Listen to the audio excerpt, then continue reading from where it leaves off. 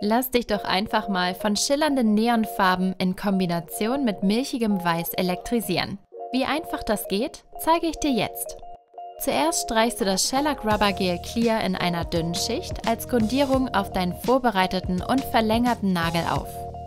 Das Rubbergel ist schon nach 30 Sekunden im Dual UVA LED Lichthärtungsgerät ausgehärtet.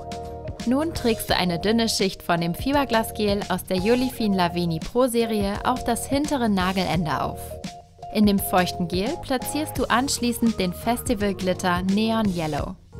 Um die Zwischenräume mit feinen Glitterpartikeln zu füllen, nimmst du am besten einen Fineliner-Pinsel zur Hand.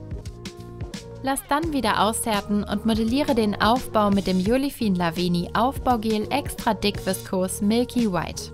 Dabei sparst du ein Stück vom hinteren Nagelrand aus, bevor du erneut aushärten lässt.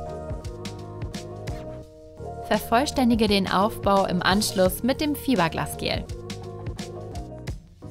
Nachdem nochmal ausgehärtet wurde und die Schwitzschicht entfernt wurde, faltst du den Nagel in Form.